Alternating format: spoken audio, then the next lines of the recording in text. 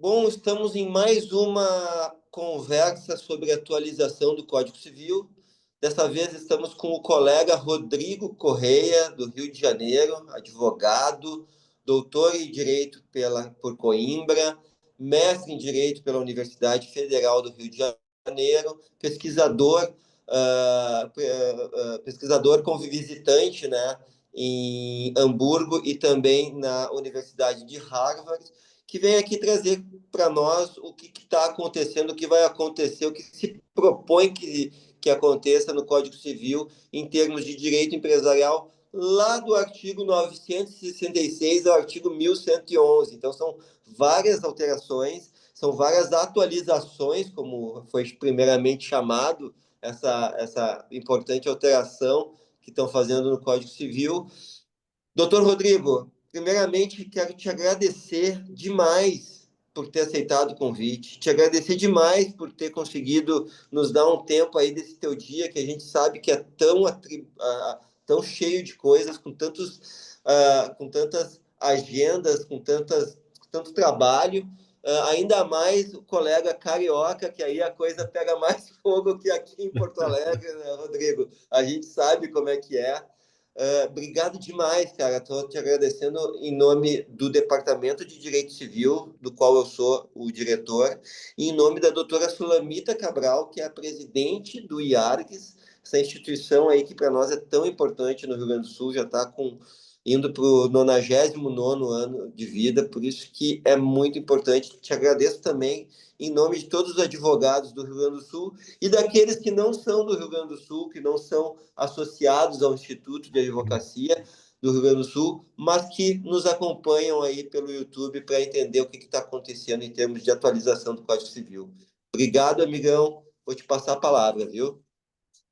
Arnaldo, eu que agradeço pelo convite, estendo meu agradecimento ao Instituto dos Advogados do Rio Grande do Sul e gostaria de saudar já todos os colegas gaúchos, né, nessa sexta-feira 13 fria, né, que eu sei que aí está bastante frio, aqui no Rio também está um pouquinho frio, nada próximo do que vocês, mas diferente do que a gente costuma passar por aqui.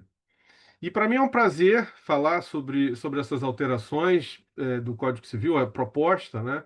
É, você tem ouvido muitas críticas, por outro lado, também existem pontos positivos na reforma, e eu gostaria de destacar logo de cara isso, né? A gente está falando do Código Civil, que a rigor ele não tem, começou a ser elaborado, né, o anteprojeto em 1969.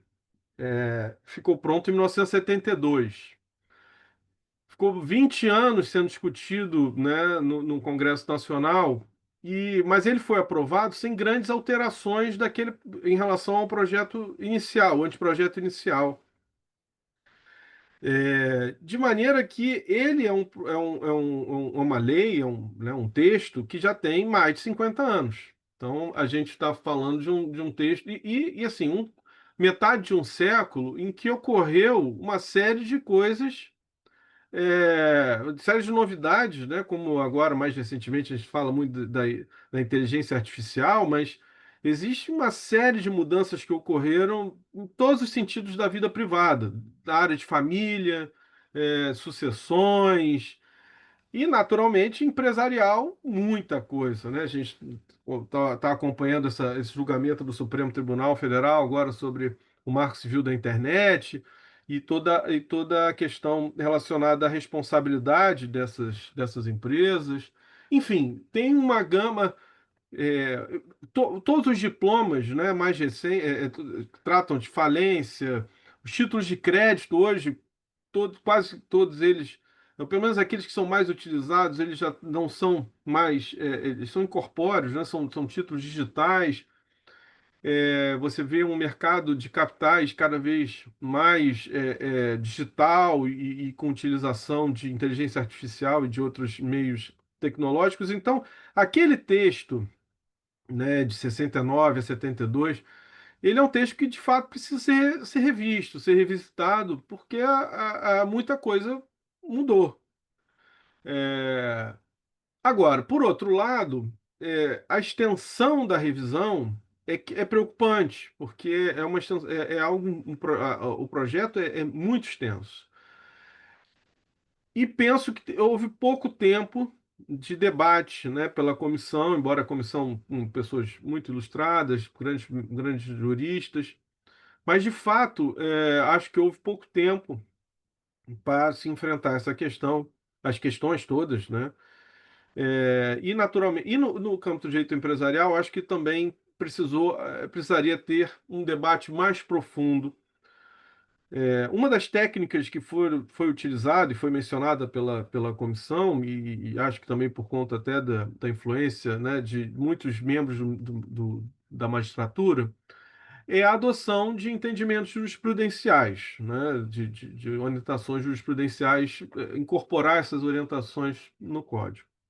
Eu acho que a gente tem que ter um cuidado com isso, porque as técnicas são diferentes. A técnica legislativa, ela visa a produção de uma norma abstrata, uma norma de caráter genérico para que deva aplicar-se de uma forma geral à sociedade. Já a jurisprudência, ela parte do julgamento de um caso concreto. Portanto, a gente não está falando, já começa daí, a gente não está falando de uma norma, de uma norma ou de um comando que visa a regulamentar de forma geral e abstrata as relações sociais. Não, a gente está falando da resolução de um caso concreto.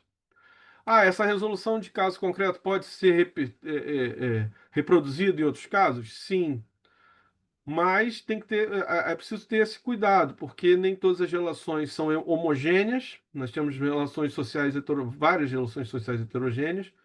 A gente, inclusive, tem o princípio da liberdade, né, da autonomia da vontade. Então, tratar de uma forma muito homogênea a jurisprudência pode criar limitações indevidas ao princípio da autonomia privada, de maneira que eu vejo com muita reticência a aplicação nua e crua de entendimentos jurisprudenciais a normas, fazer só uma adaptação da jurisprudência para a norma, porque são técnicas diferentes.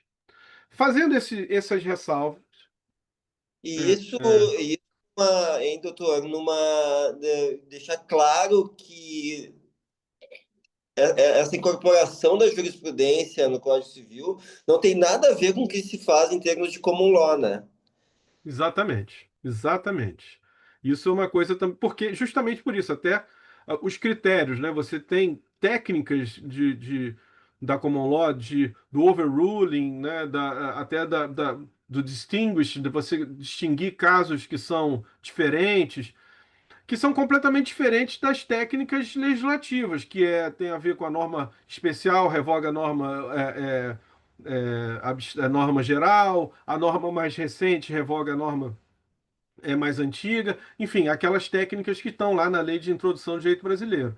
Então, Claro, a gente e, está falando de técnicas completamente diferentes. Então, claro, é muito preocupante isso. e a própria técnica do common law ela é muito mais segura do que simplesmente incorporar a jurisprudência na lei, né? Exatamente, exatamente. Precisa ser avaliado se a sociedade realmente demanda aquela alteração da interpretação e tudo mais. Você vê a própria, acho que como um marco, assim, que é uma coisa muito, muito citada, é a interpretação da Constituição norte-americana, né, que é uma Constituição enxuta, e que praticamente com a mesma redação permitiu é, a, a, a escravidão, depois permitiu uma série de regras que eram segregacionistas e que geravam realmente um aprofundamento do sentido do racismo. Depois ela mesma legitimou a lei de cotas e essa integração maior de raças. Então, o mesmo texto normativo que foi interpretado de uma forma diferente ao longo dos anos pela Corte Constitucional norte-americana, a partir dessas técnicas do common law, da interpretação jurisprudencial, que é uma coisa muito recente, né? A gente está caminhando, né, para um sistema meio que combinado, né, do civil law com o common law. Mas nós não temos ainda uma teoria geral, né, que incorpore esses conceitos, essas técnicas.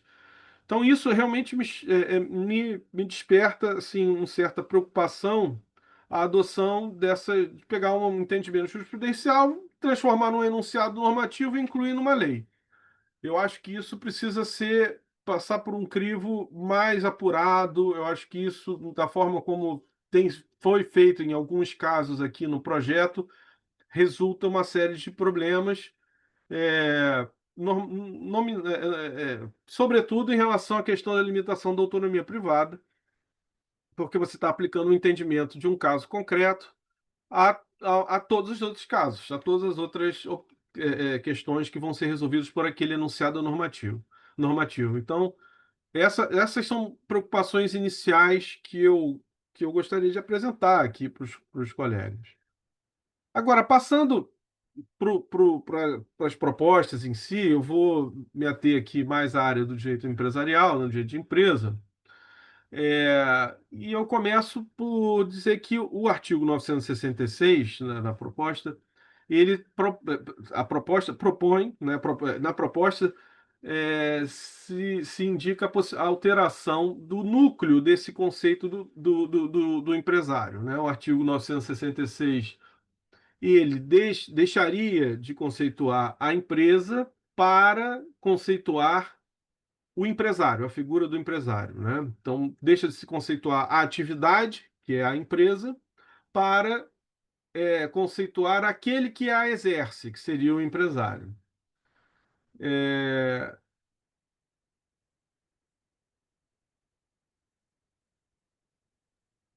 ele tem algumas ressalvas em relação ao registro público e seria possível conferir a natureza empresária, aqueles que exercem profissão intelectual, de natureza científica, literária ou artística, e nesses casos devem ser ressalvadas as obrigações assumidas perante terceiros e ante registrados da empresa.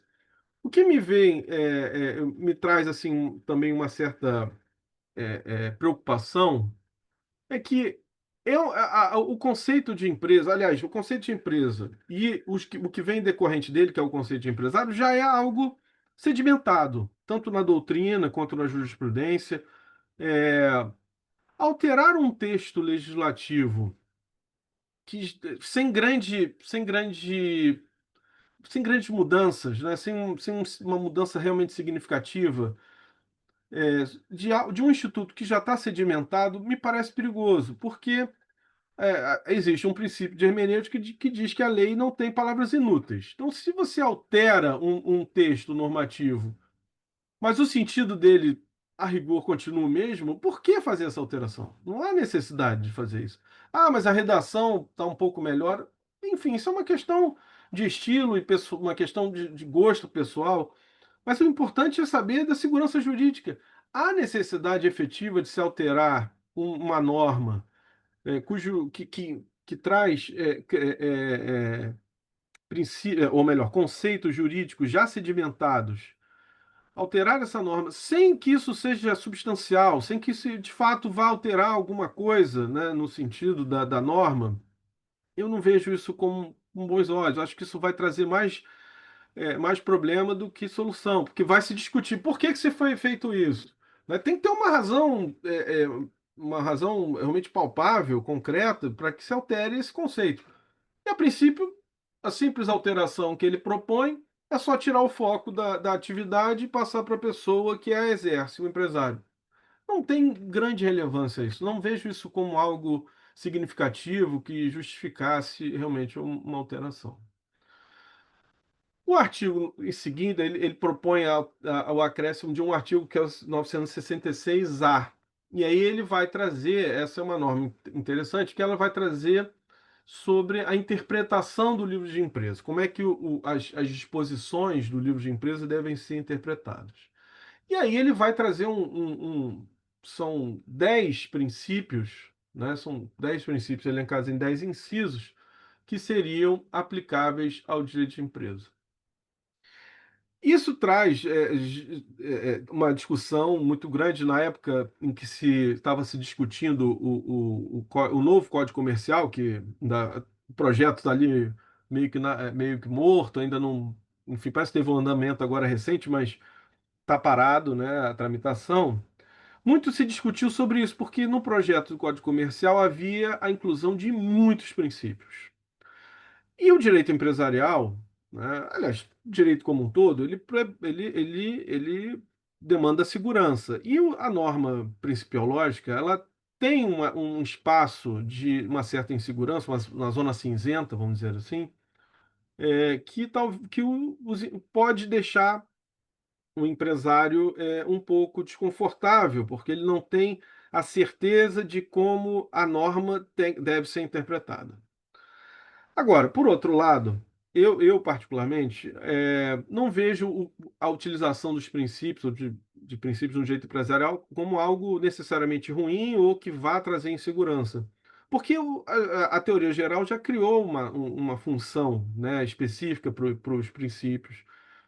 E essa utilização, junto com as regras, né, tem sido adotada com algum sucesso no Brasil e no mundo todo. É evidente que é preciso ter me parece, né, um certo cuidado em relação à aplicação dos princípios, é, sobre, sob pena de se criar aí um ativismo judicial, né, de se buscar aí uma interpretação muito extensa de regras, né, sobretudo em regras voltadas ao direito empresarial, que tem muito a ver com a alocação de riscos, né, de organização de atividades. Isso realmente pode causar uma certa insegurança. Mas o simples fato de ter, já da lei prever alguns princípios, não me parece algo ruim. Talvez pudesse ser uma quantidade menor de princípios, né, uma coisa mais reduzida e tentar buscar dentro das regras comandos mais concretos e específicos para trazer essa segurança jurídica à atividade empresarial, eu acho que seria uma crítica razoável. Agora, não ter nenhum princípio, não vejo isso como algo razoável. Então, esse artigo 966 ele tem sofrido algumas críticas em razão disso, por ter muitos princípios, por talvez abrir demais uma interpretação e isso causar abrir espaço, né, para um ativismo judicial e também para se criar aí uma insegurança, mas de certa forma é positivo no sentido de que está positivando, né, positivando alguns princípios que efetivamente são utilizados. Nem todos aqui, tem alguns aqui são novidade, mas uma boa parte já tem previsão, né? Já é aplicado. Mas Mas você queria falar alguma coisa?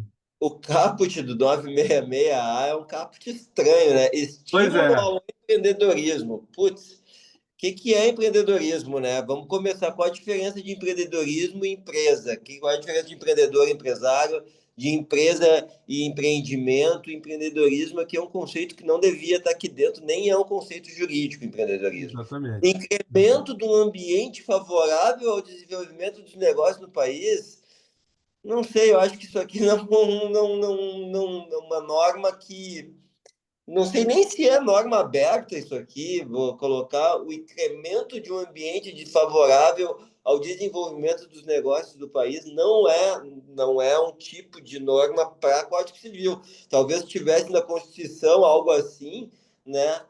Ele trouxe basicamente uma redação que fala até da parte dentro da Constituição, normas de microempresa que fomentam Exatamente. essa atividade, né? Mas tá equivocado aqui. O meu problema aqui não são os princípios, que ao fim e ao caso, os princípios eles estão visando aqui fortalecer a atividade empresarial. O meu problema aqui é o caput, que também é um caput que visa favorecer a atividade empresarial, mas é um caput totalmente atécnico, né? Então, Concordo, concordo. A tem, redação tem, não é boa. A redação realmente do 966A não me parece. Assim, como eu lhe disse, a ideia de trazer alguns princípios, positivar alguns princípios é interessante, mas da forma como foi, acho que precisa aprimorar. o Caput podia dizer assim, olha, o ambiente empresarial, o direito empresarial se pautará pelos seguintes princípios, dois pontos. Daí deu. Exatamente. Agora, o resto que Exatamente. está no Caput não tem condições. Obrigado, doutor. Desculpa. Nada, eu concordo, eu acho que é isso mesmo. É, bom, e aí a gente tem algumas coisas aqui que, pelo menos para mim, causam uma certa perplexidade. A proposta prevê a recriação da sociedade civil, né? Hoje, como é que funciona? A gente tem a sociedade simples e a sociedade empresária.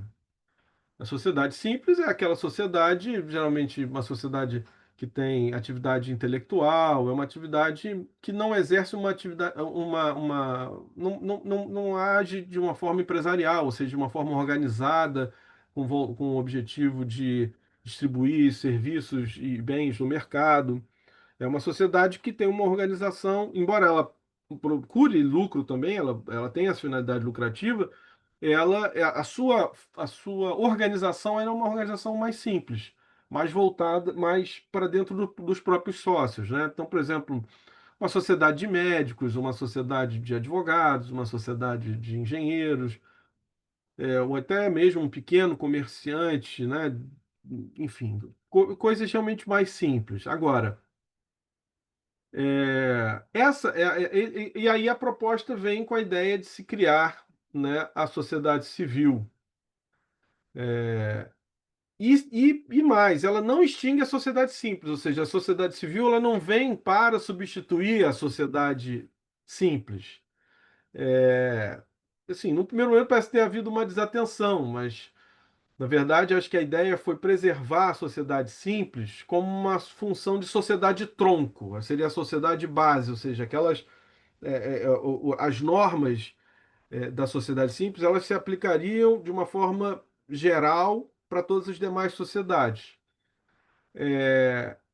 E elas se destinariam também a suprir as eventuais lacunas do regramento das demais sociedades. Já a sociedade civil, ela faria às vezes de um tipo destinado a abrigar as sociedades não empresárias, né? Então, a sociedade simples seria essa sociedade, vamos dizer assim, um tronco, uma coisa genérica, e a sociedade civil seria aquela não empresária, né? Então a intenção é separar, mas com nomes diversos, as duas funções que o Código Civil atribui àquela denominada sociedade simples. Então, a sociedade simples seria o gênero, da qual seriam espécies a sociedade civil e a sociedade empresária. Acabaria assim com o que se convencionou chamar de sociedade simples pura, porque hoje você tem o conceito da sociedade simples, que é a não empresária, e você tem o tipo simples, né, que é igual com tem tipo limitada, com sociedade de participação, etc. Você tem a sociedade simples. E aí, quando a sociedade simples adota o tipo simples, a gente costuma dizer que é uma sociedade simples pura ou sociedade simples simples. Realmente isso gera, pelo menos gerou no início, algum tipo de confusão. Então agora a ideia seria que a sociedade seria uma sociedade civil, a sociedade não empresária seria a sociedade civil, que pode adotar o tipo simples. Então seria uma sociedade civil do tipo simples. Aí eu volto à questão da alteração de conceitos, quer dizer, é, de fato, a intenção do legislador aqui é acabar com essa problemática de usar a sociedade simples pura, sociedade simples simples, mas é uma questão que já foi resolvida. A gente já a doutrina já consagrou esse entendimento, a jurisprudência não tem problema nenhum em relação a essa classificação. Não há nenhuma questão que esteja para ser julgada com repercussão geral ou coisas do gênero. As juntas comerciais aplicam, ou melhor, o registro civil de pessoas jurídicas aplica isso adequadamente. Da mesma forma, as juntas comerciais também não têm grande discussão sobre essa matéria, de maneira que eu acho que, por mais que o intuito seja deixar a coisa um pouco mais clara no sentido literal, né? Da utilização dos termos, eu acho que já é um conceito consagrado, que também talvez venha a trazer mais discussão, né? Porque a sociedade. Ah, criou-se a sociedade civil, então a sociedade civil. Então a gente vai voltar àquele regime das obrigações que eram divididas sobre obrigação comercial, obrigação civil. Não me parece que é isso que vai acontecer, mas pode isso pode resultar essa discussão, né? Já que você faz essa distinção da sociedade civil com a sociedade da sociedade empresária. Então, enfim, é uma proposta que talvez não tenha tanto benefício, né? A Embora comum busque. não tem nada a ver nenhuma, a comum vai seguir existindo, não há nenhuma confusão também, né? Exatamente, exatamente. Uma outra proposta que é polêmica é a revogação dos tipos de sociedade de nome coletivo e sociedade em comandita simples. O argumento basicamente praticamente não existem essas sociedades, né? Se olhar o registro civil, o registro de pessoas jurídicas, você não vai encontrar tantas sociedades dessas duas naturezas. Agora, nós vimos recentemente, tem o professor Gladstone Mamed publicou um artigo, né, muito, muito interessante, trazendo ali sociedades, sobretudo na moda, né, sociedades italianas, sociedades antigas, a Prada e outras, que adotam tipos, adotam a comandita simples, e outros tipos societários que não são muito utilizados aqui no Brasil. O que mostra que o fato de não ser muito utilizado no sentido de estar aí nos registros de pessoas jurídicas, isso não significa que a gente deva não dar, que o ordenamento jurídico não deva mais prevê-los, porque, eventualmente, né, os sócios podem buscar esse caminho. E a gente tem que entender que as sociedades, elas vigoram pelo princípio da tipicidade, né? Então, assim, você não pode criar uma sociedade diferente daquilo que está previsto em lei. Então, se você restringe os tipos de societários, você está restringindo a autonomia da autonomia privada, porque as pessoas não vão poder mais optar por aquele tipo. Ele não vai poder criar. Ah, mas pô, eu gostaria muito de ter uma sociedade em comandita simples, acho que seria interessante nesse caso aqui. Se você eliminar esse tipo da lei, não vai poder mais. Simplesmente assim, porque aquele tipo deixa de existir. Não, não me parece que seja razoável excluir esses tipos societários, porque algum uso eles têm, não só no Brasil, como no mundo todo. São tipos também já consagrados, né? E eu acho que não, realmente não tem nenhum benefício, um benefício social realmente a revogação desses, desses tipos societários, né? É, outra proposta, que é uma proposta polêmica, é a questão da unificação dos registros das sociedades, né? Do registro de empresa. Então, propõe-se alterar o artigo 985, né, do Código Civil, de forma a unificar os registros das sociedades de registro público de empresas mercantis. Dessa forma, o registro civil de pessoas jurídicas ficaria apenas com os registros das demais pessoas jurídicas de direito privado, é, no- ou seja, as fundações, as associações, mas não registraria mais as sociedades. No sistema atual, apenas as sociedades empresárias se registram no registro público de empresas mercantis. Já as sociedades simples, assim como as associações e fundações, registram seus atos constitutivos e as respectivas alterações no registro civil de pessoas jurídicas.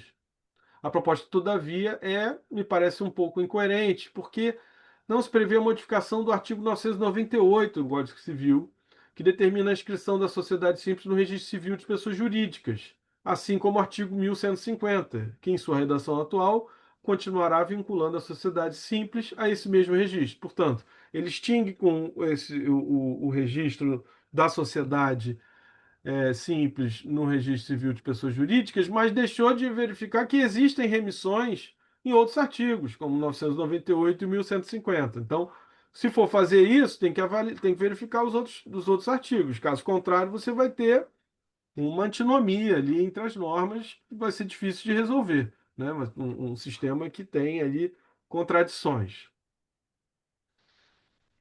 É, outra questão interessante é a da sociedade limitada unipessoal, que ela já existe, né? Então, o projeto ele introduz a previsão de só se constituir sociedade limitada unipessoal por pessoa natural, portanto, não haveria possibilidade de constituição de uma sociedade unipessoal por outra sociedade, né? Por uma pessoa jurídica. De certa forma não, dessa maneira, o legislador limita, né, a constituição de sociedades unipessoais por pessoa jurídica a subsidiária integral, ou seja, que seria, teria de ser uma sociedade anônima, né, não poderia ser uma sociedade limitada unipessoal.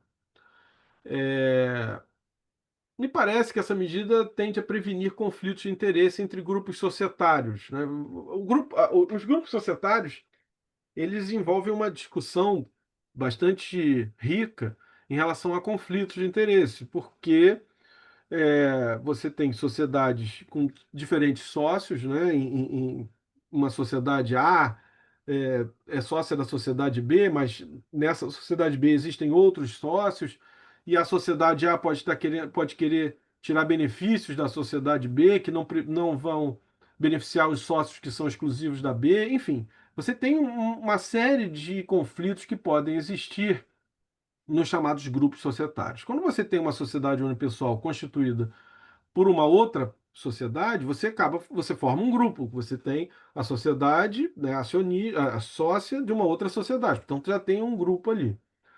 Então, me parece que o objetivo do legislador aqui é tentar reduzir esses grupos, esses conflitos de interesse, restringindo isso à aplicação da lei das sociedades anônimas, que já tem regras específicas sobre grupos e sobre também resolução de conflitos de interesse, coisa que não tem no Código Civil. Então, isso é uma preocupação. Você, como é que nós vamos resolver os conflitos que podem surgir em grupos societários constituídos por sociedades limitadas unipessoais? Essas regras não tem dentro do Código Civil. Teria que ser usar as regras da Lei de Sociedades por Ações. Mas existem características que são diferentes. Por exemplo, a formação de uma subsidiária integral, você tem o Instituto da Incorporação de Ações, que tem uma série de previsões específicas e tal. Essas regras seriam aplicáveis ao caso da formação de uma sociedade unipessoal limitada? É uma discussão. Então, acho que o legislador, nesse ponto, foi prudente. Ele disse: olha, sociedade unipessoal vai ser só para pessoa natural. Por quê? Se eu permitir a sociedade unipessoal por pessoa jurídica, eu estou abrindo o leque aqui para questões muito complexas que o Código Civil não está pronto, não está preparado para resolver. Seria o Como renascimento das sociedade holdings. anônima. Exatamente, exatamente. Então, assim, eu acho que andou bem nesse ponto. Eu acho que. Ou duas uma. Ou o Código Civil criava um regime específico para tratamento de grupos, né? Que não seria ruim. Ou ele limita e fala assim: olha, grupo societário é 6404, lei das sociedades por ações. Não vamos tratar isso aqui no Código Civil. A gente permite a sociedade unipessoal, mas só para pessoa natural, porque aí você não forma grupo. Mas, se quiser formar grupo, vai ter que ser por meio de subsidiária integral, e aí aplicam-se as regras daquela lei que já está preparada para o regime de grupos. Me parece uma opção razoável, me parece uma opção interessante. Acho que nisso o legislador acertou, né? Ele também acerta, eu acho, na questão da regência da sociedade. Por quê? A legislação atual, a lei atual, né, o Código Civil, a redação do Código Civil atual, ela teve uma alteração, né? Isso é uma coisa curiosa. Quando já estava na redação final, houve uma alteração para incluir uma norma específica que dizia que no contrato social poderia se prever a aplicação subsidiária da lei das sociedades por ações. Mas o projeto inicial, ou melhor, o projeto original, falava da aplicação subsidiária das sociedades simples, das regras de sociedade simples, que, como eu já falei anteriormente, serve como tronco, assim, como base para as outras sociedades. Só que, como é que nós vamos. As sociedades simples, esse regramento da sociedade simples, é muito diferente das sociedades por ações. São coisas completamente diferentes. Então, como é que a gente vai criar essa harmonia, né, entre regimes tão distintos? O que pode ser aplicado das leis, dos institutos previstos nas sociedades por ações às sociedades limitadas, ou demais sociedades previstas no Código Civil? Isso é uma discussão realmente muito grande. E aí a proposta, né, que tem agora traz o seguinte, que ela ratifica que o contrato social é o instrumento da regência da sociedade limitada, isso aí já algo pacífico, cujas disposições somente podem ser afastadas em caso de violação de lei. Nas omissões das normas especiais que tratam a sociedade limitada, aplicam-se as normas que disciplinam a sociedade simples. Deixa isso bem claro. E o contrato social poderá, todavia, prever que a sociedade limitada será regida por, além das normas da sociedade simples, também pelas normas de sociedade anônima, naquilo que lhes for compatível. Portanto, não pode, e havia alguns autores que sustentam que quando quando o Código Civil autorizou a inclusão, a regência supletiva pelas leis de sociedades anônimas, ela afastou totalmente as regras da sociedade simples, o que me parece um erro, né? De fato, as regras de sociedade simples continuam a reger as sociedades limitadas, naquilo que for, naquilo em que as regras especiais, normas especiais não sejam aplicáveis. E a sociedade por ações seria a última instância para se aplicar de forma supletiva. E isso foi consagrado agora, esse entendimento foi consagrado, quer dizer, foi acolhido, né, pela proposta, e ela me parece adequada, né, pois esclarece a dubiedade que existe quanto à aplicação subsidiária da lei de sociedades por ações à sociedade limitada. Ou seja, as normas da sociedade simples são aplicadas subsidiariamente à sociedade limitada, sendo que as normas da lei das SA somente poderão ser aplicadas a essa sociedade nos casos em que houver compatibilidade com o sistema normativo formado pelas normas que disciplinam a sociedade limitada e a sociedade simples. Então, acho que essa é uma alteração positiva, uma proposta positiva. Outra proposta que parece interessante, porque a prática já acolhe, né, que é a previsão da celebração de acordos de cotistas. Né? A gente, na lei de sociedades por anônimos, sociedades anônimas, tem lá o acordo de acionistas, que tem inclusive um regramento específico, até tutela, disciplinando a tutela. é, é, específica da obrigação prevista nos acordos de acionistas.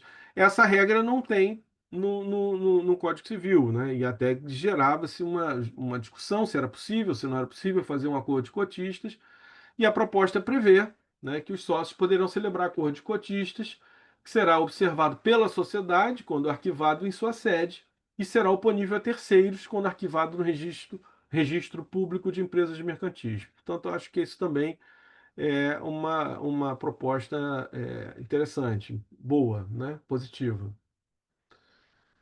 Ele prevê a possibilidade, o projeto, né, prevê a possibilidade de serem emitidas cotas preferenciais. Essa é uma questão que já vem sendo acolhida, né, pelo DREI, pelo Departamento de Registro Empresarial, ele na instrução 81/2020, né, no anexo 4, no item 5.3.1, ele já traz essa possibilidade das sociedades limitadas preverem a emissão de cotas preferenciais. Esse entendimento tem sido criticado por alguns autores, por exemplo, o professor Sérgio Campinho já manifestou seu entendimento, dizendo que por não ter base legal, ou seja, não haver a previsão no Código Civil da emissão das cotas preferenciais, não deveria ser permitido hoje, né? Tal como o DREI tem permitido. Então, essa norma traz ela positiva, né? Ela vai trazer para o texto legal essa possibilidade, tirando então as dúvidas em relação à emissão da cota preferencial. Portanto, acho também um ponto que é positivo.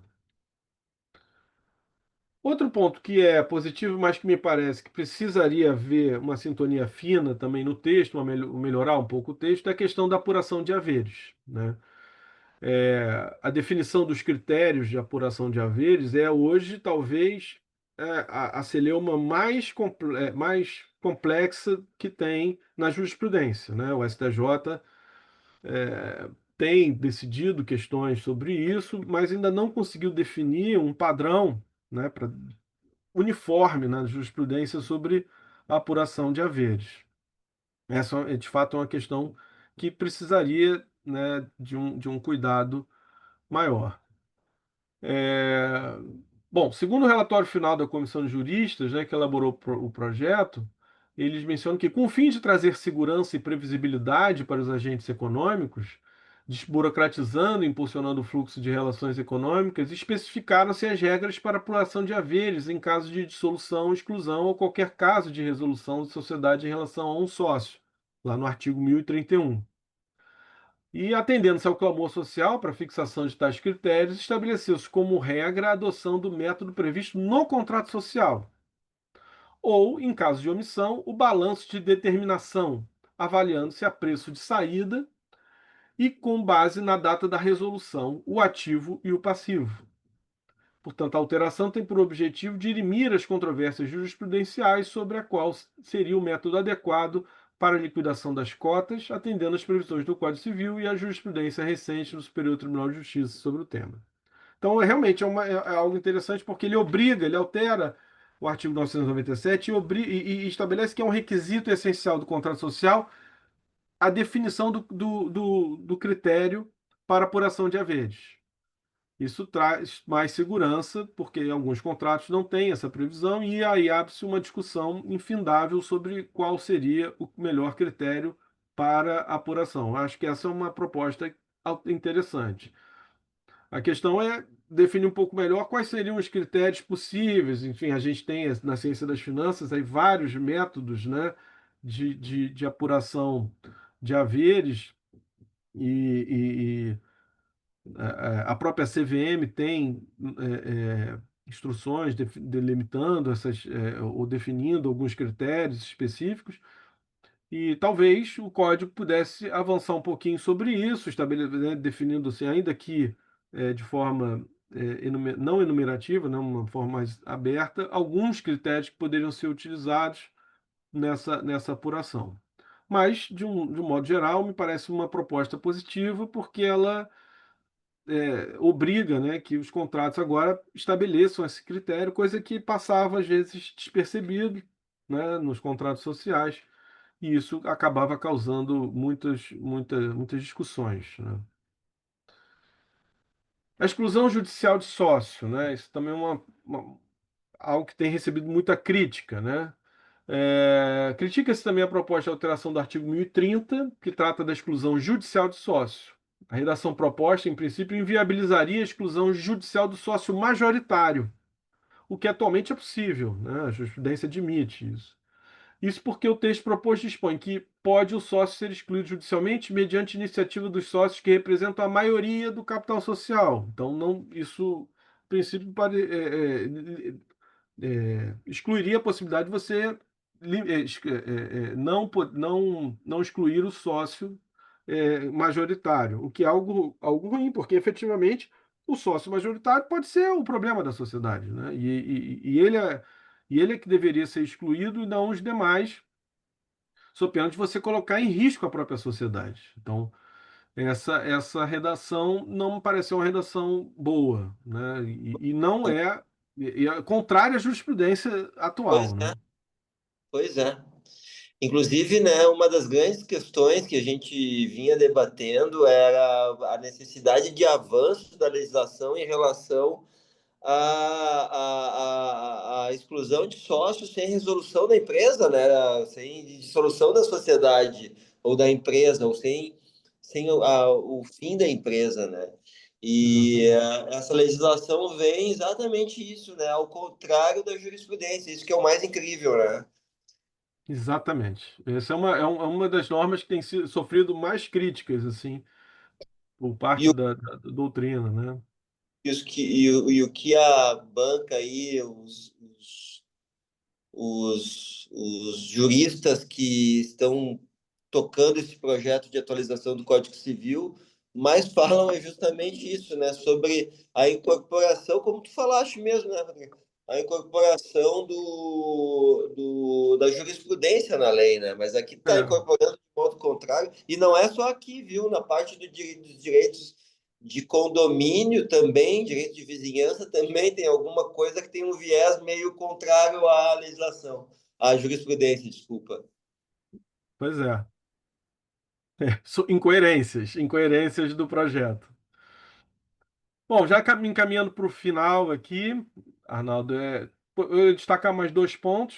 uma é a convocação de reunião por e-mail, quer dizer, é uma coisa que vai facilitar, ou melhor, antes disso, né, as reuniões de sócios podem ser realizadas, elas devem ser realizadas preferencialmente em ambiente virtual, uma modernização que eu acho também bem-vinda, né, a prática mostra que isso é algo importante, interessante, né, porque de fato as reuniões presenciais às vezes atrapalham, né? Você vê hoje a nossa conversa aqui está Tá? sendo que é uma conversa super boa pela internet, enfim. Então acho que é algo Doutor, que deveria vir. precisa uma previsão dessa na lei? Bom, já que vai fazer a reforma, né, já coloca ali, mas de fato houve algumas alterações anteriores, né? O Código Civil já tinha sido alterado na época da pandemia. Mas acho que talvez faltassem mais algumas regrinhas ali para ficar mais certo, assim. Eu acho que isso também é positivo. Nesse aspecto, acho que traz uma modernização realmente necessária, né? E aí ele também prevê a alteração da formalidade de convocação, permite a convocação das reuniões por e-mail, que também me parece algo bem razoável. E aí tem uma outra que é um tanto como polêmica, que é a unificação dos quóruns, né? Segundo a proposta, todas as deliberações, salvo disposição contratual diversa, serão tomadas por votos correspondentes a mais da metade do capital social, impliquem ou não em alteração do contrato, e aí acaba os quóruns qualificados e tal. Acho, assim, eu particularmente não sou muito fã dos quóruns qualificados para sociedade limitada, por quê? Porque a sociedade limitada ela veio de ela é uma sociedade contratual típica, né? A gente veio ela era regulada por um decreto que tinha 19 artigos, de 1932, e ela ficou 80 anos sem ter problema nenhum de ser dessa forma, né? E as partes tinham uma autonomia, uma liberdade de contratar grande e interessante. E isso foi um sucesso, porque de fato as sociedades limitadas era um número muito maior do que todos os outros tipos, somados, inclusive. Então, quando veio o Código Civil e trouxe uma série de regras, né, quóruns e obrigações e tal, isso engessou muito, né, as sociedades, criou realmente um, até um certo pavor, né? As pessoas ficaram, eu tenho que fazer a revisão. Tinha aquela, né, os contadores, as pessoas mandavam, você tem até o dia tal para fazer a revisão do seu contrato social, para trazer o código, adaptar as novas regras do Código Civil e tudo mais. E a prática tem mostrado que a simplificação nessas sociedades, que são sociedades eminentemente contratuais, personalíssimas, né? É interessante, é importante. Portanto, definir um quórum simples, né, de maioria simples, como regra, acho que não é algo ruim. Lógico, se as partes quiserem estabelecer um quórum diferente no contrato, vão ter essa liberdade de estabelecer. Mas a lei já definiu o quórum, né, um quórum qualificado, tira das partes essa autonomia. A discussão agora recente, uma decisão do DREI, né, que também está sendo muito criticada, é em relação a isso, né? Houve a questão da alteração no quórum da legislação do Código Civil. O quórum previsto no contrato era qualificado, por conta, até por uma proteção dos sócios, e o DREI aplicou o quórum simples que estava previsto na nova legislação, retirando aquela proteção que o cotista tinha e tinha esperança de continuar a ter. E isso teve uma implicação na aprovação de uma alteração contratual que esse minoritário não tinha interesse e não concordava. Isso é ruim, né? Quer dizer, quando a lei, na minha visão, né? Quando a lei, o quórum previsto na lei, ele prevalece sobre o quórum definido pelas partes. Isso é ruim, porque de fato as partes elas têm condição de avaliar, né, quais quóruns são realmente importantes que sejam simples ou que sejam por maioria, ou até por unanimidade, enfim, embora a unanimidade não seja algo bom, porque na verdade ela impede, né, porque é na verdade um jeito de veto. Basta uma pessoa levantar a mão contra, você está vetada a deliberação. Então a unanimidade é algo complexo, difícil. Mas fora isso, eu acho que as partes deveriam ter realmente a faculdade de definir claramente quais são os quórums que elas entendem que devem ser adotados nas deliberações. Arnaldo, foram essas as considerações que eu trouxe. Assim, tem muita coisa realmente para definir, tem mais coisas assim, né, que seriam interessantes comentar, mas eu acho que eu pincelei essas aqui, que seriam, acho que as mais, na minha visão, as mais relevantes, né? Enfim, e fico aí à disposição para, se for o caso, tirar dúvidas, bater um papo sobre essas alterações. Doutor, bastante coisa, bastante polêmica. Eu não tinha me dado conta de tanta polêmica que tinha no direito empresarial, né? Eu fiquei surpreso com muita polêmica em coisa que já estava estabelecida e falta de avanço em outras que poderiam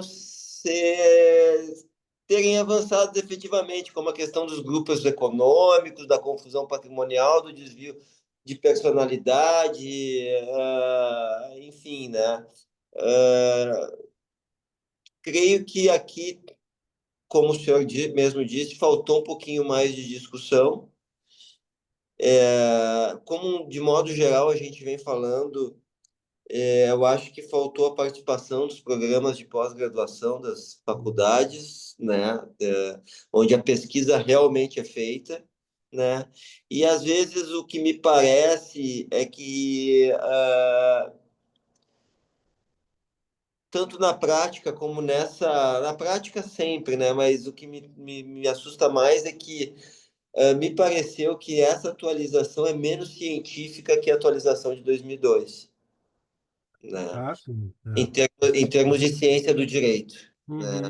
Uhum, uhum, É uma preocupação porque parece que a gente está se afastando do direito como ciência e isso traz muitos problemas, né?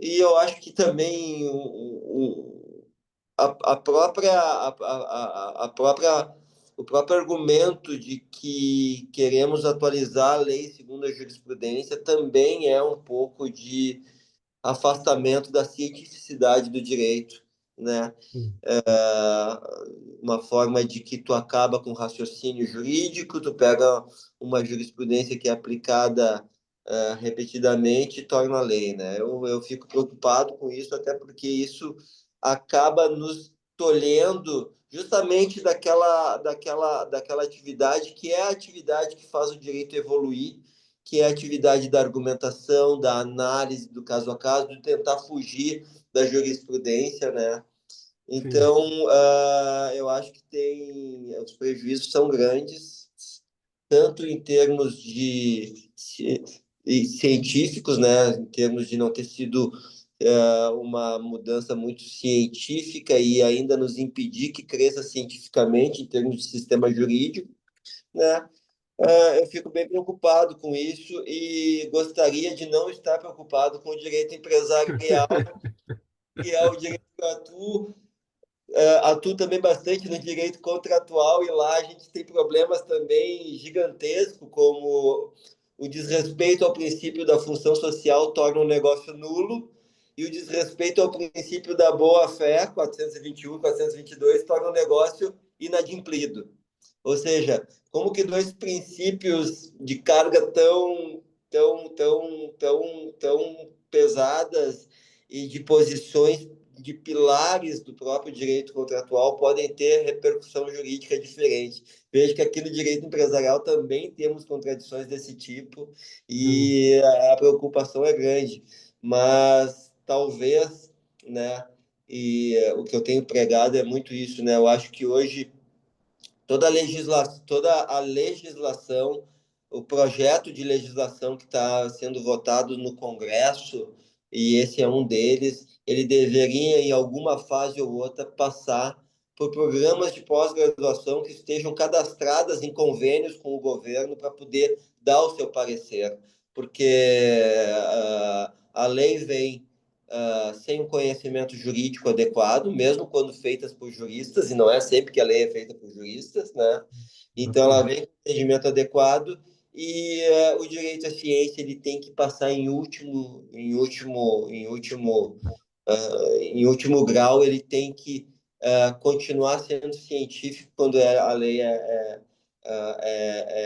atualizada, principalmente quando essa atualização vem de dentro do próprio sistema jurídico, né?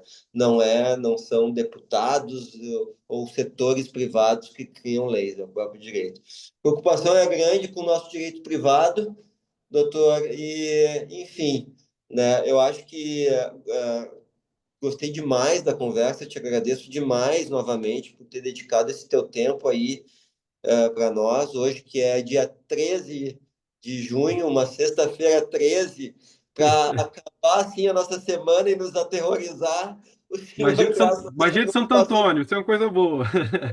traz toda essa preocupação com o direito empresarial, hein? Eu acho que foi algo feito especialmente para aterrorizar os advogados de direito empresarial, os empresarialistas, né, os contratualistas. Doutor, obrigado de novo, obrigado em nome do Departamento de Direito Civil, obrigado em nome do Instituto dos Advogados do Rio Grande do Sul, obrigado em nome da doutora Sulamita. Amigo, aqui que seja um canal aberto para ti, que seja uma forma de tu estar junto com a advocacia gaúcha, será sempre, sempre, sempre muito bem-vindo. Estamos super à disposição, te agradecendo demais e deixando essa porta aberta entre a tua advocacia e o Rio Grande do Sul. Muito obrigado. Eu que agradeço muito pelo convite e também fico à disposição para ajudar sempre que for possível aos amigos, colegas gaúchos, ao Instituto dos Advogados do Rio Grande do Sul. Enfim, estou sempre à disposição. Muito obrigado mesmo. Obrigado, doutor. Um abraço. Um abraço.